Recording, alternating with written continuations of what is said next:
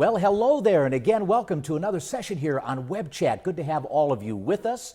Once again, as you can see, I've got my good friend and colleague with us once more, Mr. Mike James, all the way in from California. Mike, good to have you with us again. Thanks, Bill. Good to be here. Nice flight in. I had a 6-hour layover in Denver on the way, but everything went pretty well. That's good. Yeah. Good to know that. And of course, this is not like California weather, I'm sure. No, you guys are a little colder than California right now. We're getting our winter, but it's high 60s, low 40s most days. That's right. Yeah, that's right. Well, as you can see, friends, we've got quite a subject to unpack here, and that's what we want to talk about, unpacking evolution. And it is quite a complex subject, don't you think, Mike? I mean, with all the tentacles and different varieties of approaches that you can take on this subject. Yeah, you can go down a lot of different pathways and avenues on this subject, whether it's the scientific side or the creationist side. There's just so much that can be discussed that we aren't going to get to it all today. No, I doubt it. I doubt it. As a matter of fact, we might even have a part 2 or 3 or who knows, maybe part 4 as we go forward with this particular subject. But with that being said, I want to start, Mike, kind of at the beginning a little bit and give some context to our viewers with respect to what this subject entails, because believe it or not, I don't know how many of you know this or not, but the fact of it is that this goes back to essentially a term, or terms, I should say, that were used that are somewhat foreign to us here in the 21st century. And those terms are catastrophism and uniformitarianism, of all things. I don't know, Mike, are you familiar with those terms at all? Yeah, I have heard those terms, Bill, but I think it's a good idea for us to maybe define those terms a little bit in general terms to the audience. I think that's a good idea. And in all due respect, catastrophism is basically, and I'm going to give you a definition here, is the doctrine of sudden forces that physically change the Earth's crust. Uniformitarianism is, on the other hand, a doctrine of existing processes acting without interruption over time that account for all of the geological changes. And that's what, of course, evolutionists depend on a lot, Mike, is time, as we both know. Yeah, you know, with time, they claim anything can change. Sure. It's given enough time that all these changes could occur in species, turning fish into mammals and birds and things of that nature. I don't agree with that, no. But yeah, that's part of what they say. Exactly. Yeah. And so here in our day and age, it's kind of come down to us in terminology of creation versus evolution. The evolutionists have been more or less connected with uniformitarianism, where the creationists have more or less been associated with catastrophism. However, with that being said, the fact of it is we've got some division among the creationists that has basically emerged, I would say, Mike, when you think it's kind of new, this young Earth, old Earth idea of, how old the Earth is versus how perhaps young the Earth is. And many of these Christians, more or less evangelical types, kind of tend to think that the Earth is maybe only 6,000 to 10,000 years old. Yeah. And that doesn't seem to square with what the scientists believe, of course. Right. Definitely the scientists would debate that with the young Earthers. And then you've got the old Earthers who are Christians and are creationists also. And that's kind of confusing. Yeah, it is. Because is. you can be an old Earth believer and still be a creationist. Yeah, definitely, and not believe in evolution, too. And not believe in evolution, right. Exactly. And so I guess some people may not know that out there. They may think that only the young Earthers don't believe in evolution, because we're going to get into theistic evolution a little bit later. But yeah, the old Earthers are definitely anti-evolutionists. I would consider myself an old Earther, and I don't believe that we evolved from lower forms of life into what we are today. I believe God created us as we are today. And I think this idea that, well, you've got to be a young Earth believer in order to be a creationist is really myopic in many respects. I mean, it's just not really fair, I believe, in giving what the Bible has to offer. And I'd like to bring the attention of our viewers here today, Mike, to Genesis chapter 1 to illustrate what we're talking about here a little bit, because there is easy justification, clear justification for believing in an older Earth and yet still maintaining a creationist point of view. Mike, why don't you explain a little bit Genesis 1 and 2 there? Yeah, sure. Let me read it, Bill. I'm going to read in the King James Version of the Bible here, Genesis chapter 1, verse 1. In the beginning, God created the heaven and the earth. And then verse 2, and the earth was without form and void, and darkness was upon the face of the deep, and the Spirit of God moved upon the face of the waters.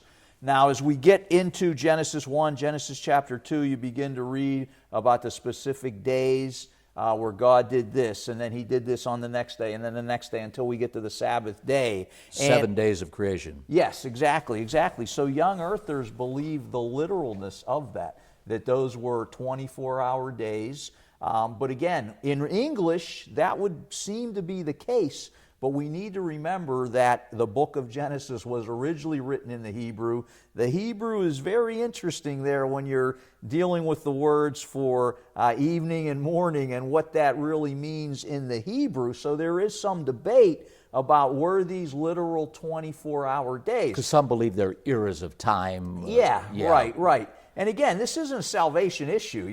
I don't believe it's a salvation issue, but it's interesting to look at the different ideas on this. Now, when we go back to Genesis 1, if you go back to ancient Hebrew sages in the Middle Ages, they had different conceptions on how old the earth could be. They believe it could be very old, okay, not just 6,000 years old, because in the Hebrew there in verse 1, there seems to be, according to the Hebrew, the way it's written there, a stop in the thought in verse 1, and then a new thought picks up in verse 2. Now, we're not doing so it's kind of like a definitive stop, verse 1. Yes, a definitive stop. Making a statement. God created everything. Yeah. End of story. End of story, stop. Now, when we get to verse 2, there's a new part of the story. Okay, we're going to continue the story now. Yes, resuming. Exactly. And again, I'm not a Hebrew scholar, but there are Hebrew scholars who will tell us that. Okay, yeah.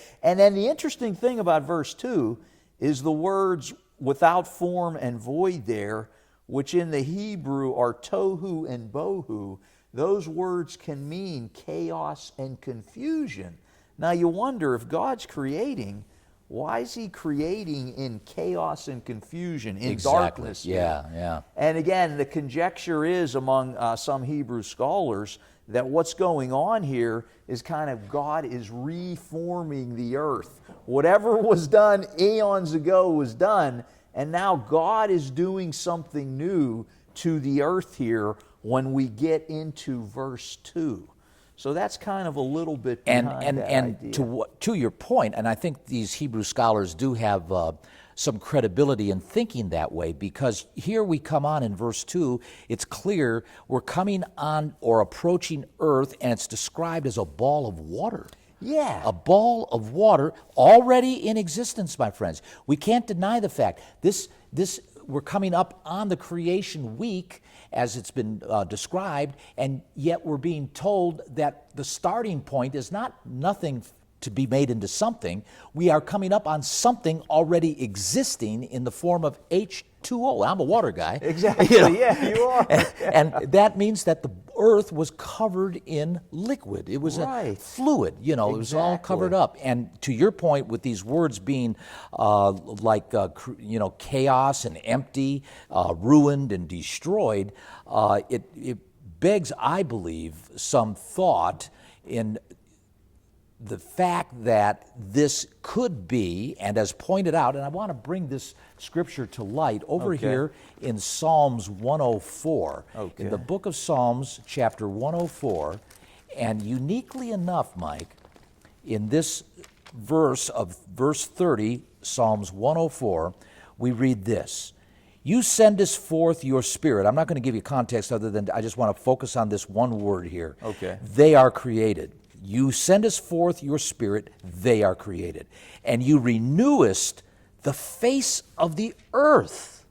You renewest the face of the earth. What is being told here by David is that God says things, and they're created, and He, in addition, renewed the face of the earth. And this Hebrew word is definitely, without a doubt, meaning repair or rebuild, to refurbish, remodel, basically. And for our viewers' sake, I'd like to just suggest that you review 2 Chronicles chapter 24 and verse 4, and also you could look at Isaiah 61 verse 4, where some of these translations in the English from this Hebrew word, common Hebrew word that is translated here, renewest, are actually translated repair. Oh, interesting. Or rebuild.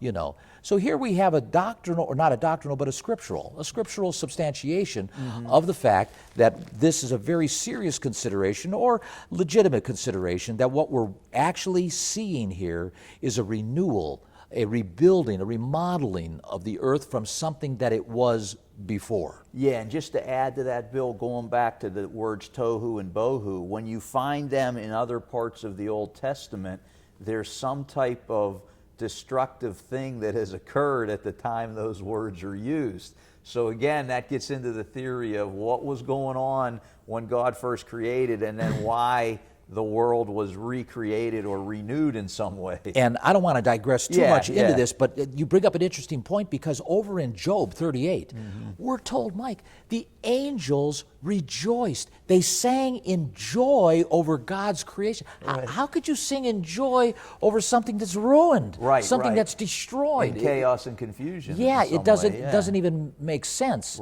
And then in Isaiah, you've got, I think over there in chapter 45, verses roughly maybe about verse 18 or so, my friends, where it talks about how God did not create earth in tohu.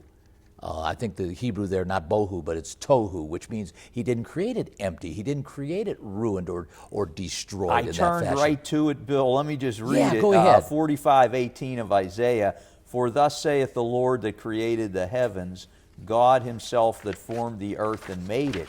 He hath established it. He created it not in vain. Again, that word refers back to one of our two Hebrew words there, tohu and bohu. He formed it to be inhabited. I am the Lord and there is none else. Yeah, so there you go. And you have these ideas of, I guess what you could say, creationism, for these young earthers who claim and are seemingly insistent on, well, regardless, the earth is only 6,000 to 10,000 years old.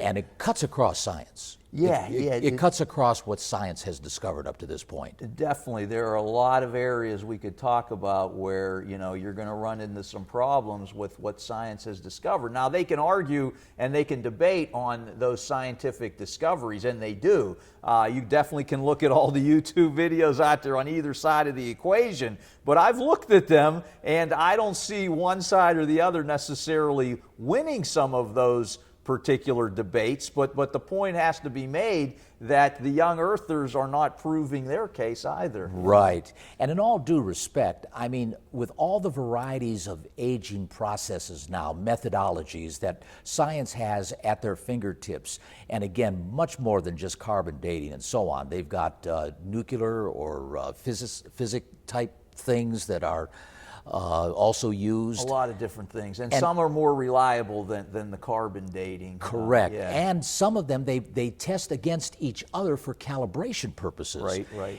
And so, you know, when we're talking in terms of millions of years, whether it be 10 million, even that, or is in some cases even 30, 40, 50 million years, to then say, well, the mistake has been made and it's really only 6,000 to 10,000 years, that's a big contrast. That's a major difference. I mean, I could see if one or two of these things, you know, you had one that was out of calibration that kind of verified that, but, you know, how do you correlate? How do you, corroborate? And balance that out? It's very difficult. Yeah, it is difficult. I mean, we're dealing with inexactness on some levels here when you're in science, no doubt about it. So again, I don't think that anyone can really prove their case 100% here, you know? So we got loggerheads, obviously, on this, science against these creationists, and creationists are divided up into old and new or young earth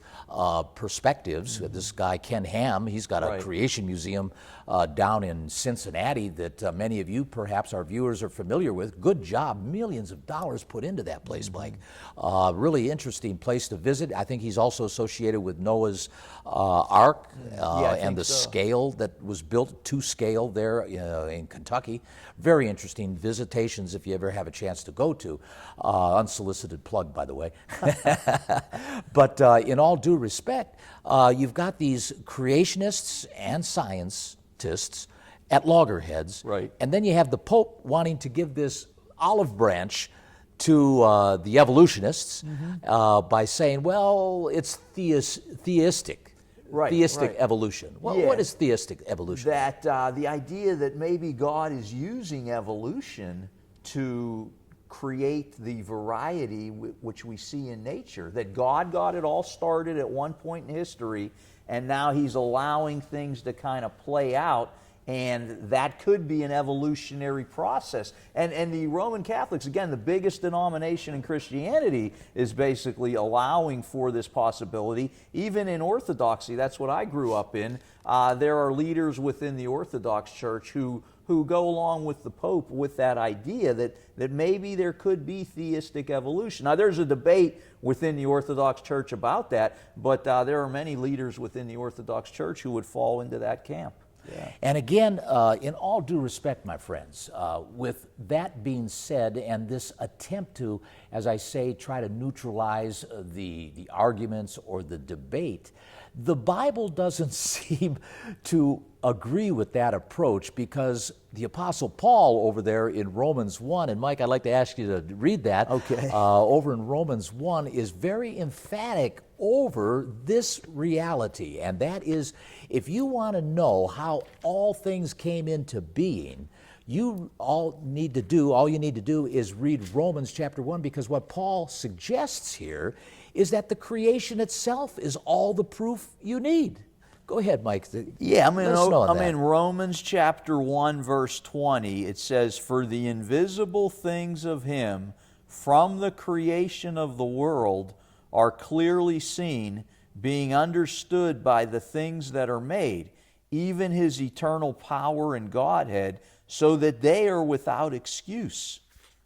So when we read this, Bill, it's talking about the nature of nature, okay? That when you look at it, when you study it, even when you studied it 2,000 years ago when Paul wrote this, you could see the complexity, you could see the variety, and you'd have to say to yourself, hey, there's got to be some creative power behind this. But Bill, 2,000 years later, what we've discovered is happening in each and every cell in your body. What we've discovered about the amount of information that is in DNA in each and every one of the cells in your body just blows the socks off of scientists. They cannot fathom the miracle of DNA. I'll just say it that way. That how could you have all of this information wrapped up in the teeny tiniest cell? We can't even see it, it's so small. And yet you have this volumes and volumes of information that is wrapped up in each cell with that DNA information that makes you who you are. Think of a seed, Bill, that makes a giant sequoia tree. And I was out in California this year. I went up into the Sequoia National Forest. That started as a small seed, Bill, and now it's hundreds of feet high. It's incredible that all of that information is packed into that small package. Yeah. How could that just happen? Exactly. You know? Yeah, it is. And then you translate some of this from that to the chances of, let's say, for instance, a duck-billed platypus occurring. But let's not even go there yet. Okay. What about a fish with lungs, like a dolphin, a mammal? Okay. Here we have fish with lungs, and some of the rationale, my friends, of how allegedly these fish developed lungs and then went back into essentially fins and I guess, well, in dolphin's case, kind of a rubbery skin, not even gills, basically. But the fact of some of the descriptions of the stories that, well, they were in a pond and the pond started drying up, or it got low on food, so they decided to go into another pond and came out of that pond and walked across the land, and evolving along the way built lungs, only to find themselves finally now approaching the second pond, went back into the water and grew fins back.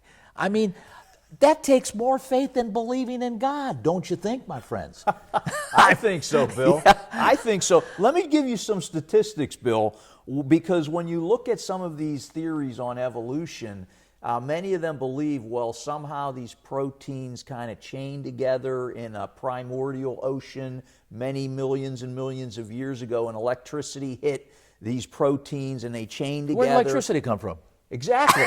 Good question. Good question. Okay, but look at these statistics. The chances, according to mathematicians, of replicating simple proteins replicating on their own like that are 1 in 10 to the 450th power. Now, I'm not a mathematician, Bill, but hold on. I want to give you a couple more stats, and I'm going to explain what 1 in 10 to the 450th power means. That's a good thing, because math wasn't my best subject. Okay, me neither. But listen to this, Bill. Let's say you finally did get the protein to come together, which is, very hard to do according to these numbers. Then to get DNA to form within that protein is even harder. It's 1 in 10 to the 167,626th power. Now, here's the kicker, Bill. Mathematicians say when something is only 1 in 10 to the 50th power, it is just about impossible to occur. And look at the numbers I gave you. 1 in 10 to the 450 for proteins to come together in that primordial ocean, and then 1 in 10 to the 167,626 power for then DNA to become part of that protein. It's impossible, Bill. It's not just going to happen. That reminds me of the story of what would be the chances of having a watch and all the parts on a table, taking all those parts in both your hands, throwing them up in the air, and having them all come down together, making perfect time. Yeah. That too is just crazy to think about when you really try to be realistic and practical about some of this. And that takes me back to this duck-billed platypus thing. Have you ever studied the duck-billed platypus? Some people think God knew where man was going to go, and he created a joke for us. A comedy. Yeah. It looks like a patch quilt of an animal of sort with a duck bill, and the bill is soft, by the way. It's not hard. And the way a duck-billed platypus eats, believe it or not, is it's got no teeth. And so it's got to eat kind of gravel when it chews on what it's going to swallow, and it goes underwater while it's chewing on the gravel to cut up the food that it's eating so that it can digest and swallow the food. How does that evolve, my friend? How does that evolve? That's the thing. When you think about the slow progression of evolution, that things incrementally, slowly changed into these different forms, it's like, wow, how does that happen? And there are so many examples within the animal kingdom of things that are going on within the internal systems of animals, like the bombardier beetle, which has these chemicals inside of it, that there's an inhibitor chemical that keeps these two chemicals from exploding inside the body of this beetle. But when the beetle is attacked or it feels danger, both of these chemicals shoot down into basically its rear end, and then another chemical enters the mix to allow it to cause an explosion to occur out of its back end, which is how it defends itself against other insects. It reminds me of these stink bugs. I don't know, folks, if you have any stink bugs in your house, but they do. They're similar. I guess it would be the description here. But think about that. Like, wait a minute. It's got these chemicals that can cause an explosion, but there's a third chemical that keeps it from exploding within the internal system of the body. And then when it's attacked, these chemicals move to the back of the body, and another chemical comes in that allows the explosion to occur. How does that evolve over time? Gives a whole new definition to passing gas, I guess. Yes. Read up on that bombardier beetle. Yeah. But, that kind of brings to mind the lightning bug as well. Okay. The lightning bug is a very unique type of insect, I guess, whereby it too has chemicals in it that light up. And I don't know the details of how it occurs, but again, the details of how that all mixes to bring together a living organism that operates like that, my friends. If you ever went light bug hunting, like when I was a kid, and we'd put them in jars and so forth, amazing how they click on and off, you know, and they, it's all chemical driven in many respects, because that's the way like you were describing this other you know, species. Exactly, exactly. Those details that we're learning about the animal kingdom now, I think, would amaze people 2,000 years ago, even though they were amazed at what they could see back then. Yeah, yeah, it's amazing in terms of the variety of species, my friends, that are available on this planet that all of us have grown familiar with if we have any years, you know, on our bones. But it goes back to this idea of uniformitarianism, that with time anything can change. And see, that's the position that many of these evolutionists take on, you know. Right, right. And Darwin, of course, with his book, what was it, The Species? Origin of Species. Origin of Species, was a very serious and very heavy promoter of much of this that has been adopted now into our day and age. Yeah, yeah, and even today, you know, there are new theories of evolution where some are looking at this idea of slow incremental change and are saying, you know what, the fossil record kind of shows a lot of things there all at once, and they've got these new theories on evolution today that maybe there were these mutations that occurred all of a sudden that led to a great upsurge in new species. Again, what they're doing, Bill, is because the data is not fitting what they originally thought, they're trying to make adjustments. Exactly, make a judgment, adjustments to this to make it make sense. Audibles. Exactly, exactly, yeah. And just on that mutation idea, again, the thought amongst evolutionists is that through mutations, things could have changed dramatically into other things. But Bill, there have been studies done since the early 1900s on fruit fly mutations. And again, a fruit fly doesn't live too long, so you can do certain things to a fruit fly to lead to lots of mutations within their species. And many studies have been done on thousands and thousands of generations of fruit flies where they've added mutations to the mix. And what they've seen, Bill, are extra legs, extra wings, extra eyes, but nothing that makes the fruit fly better or changes it into a praying mantis or something, you know? Yeah. Usually the mutation is causing some degradation in the species. Perversion of the body or whatever. Exactly, rather than something better or higher than where it was at. Yeah. And again, there was a quote that one of these fellows who was studying this had, and his name was Richard Goldschmidt. I wrote it down because it struck me. And he said, after observing mutations in fruit flies for many years, Goldschmidt fell into despair. The changes, he lamented, were so hopelessly micro that if 1,000 mutations were combined in one specimen, there would still be no new species. And I think that's the big part of this, that the mutations are not showing that new species were created. They thought it was the silver bullet. Yeah, exactly. Yeah. Exactly. I like how you put that. Yeah, that's amazing.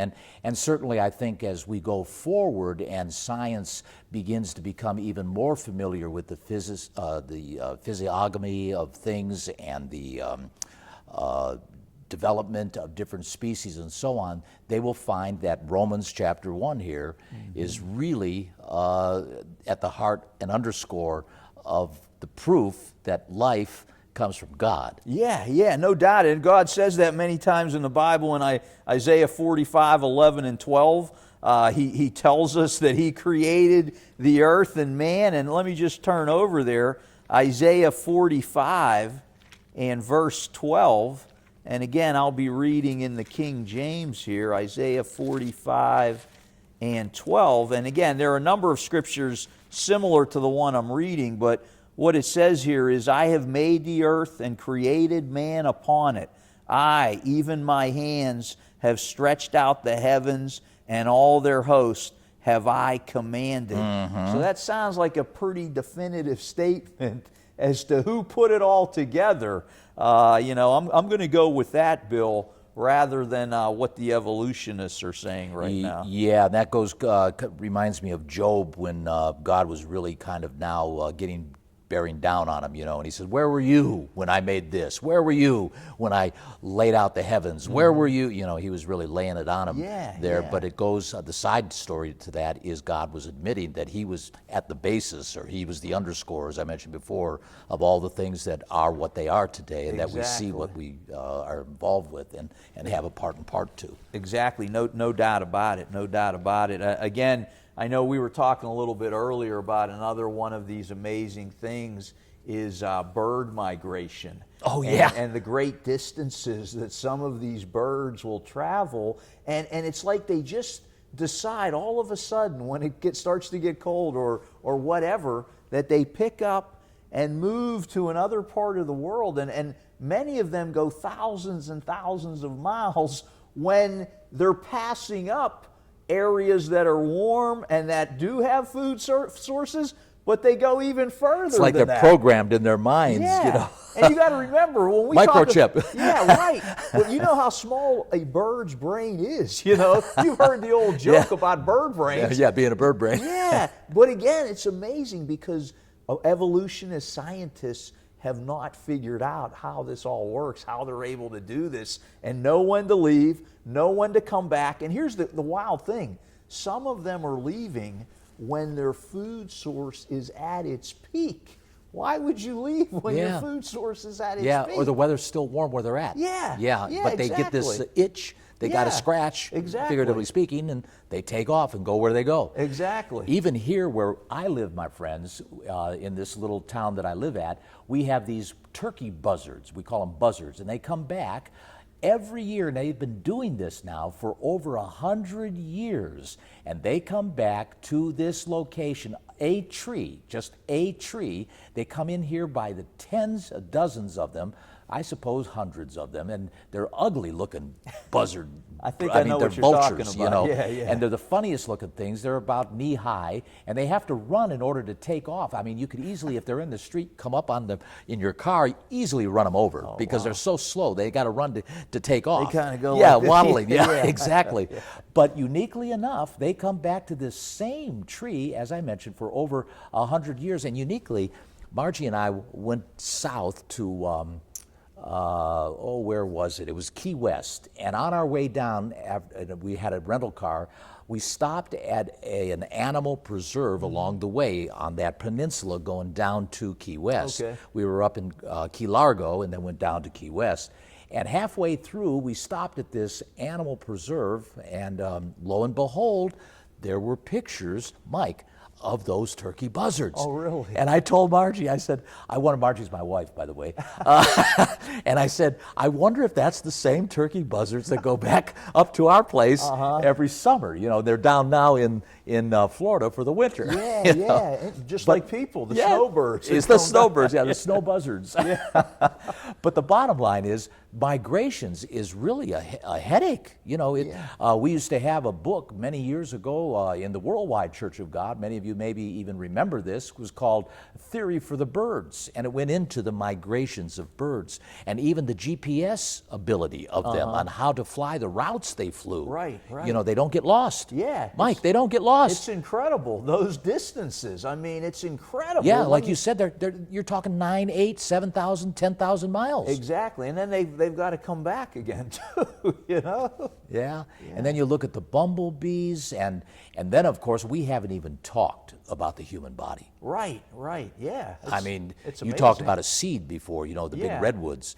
But when you talk about the seed of a zygote in a female that comes forward to give life and birth to a human being, as you mentioned in the details of DNA, and I think you had off camera, we talked about the amount of DNA that's in us. Yeah, exactly. Again, if you put it all together, like stringed it together, one estimate I heard is it can reach to the moon and back 9 times. That's seemingly incredible, but then you got to realize how many cells are in your body, Bill, and how wrapped up that DNA is. It boggles the mind.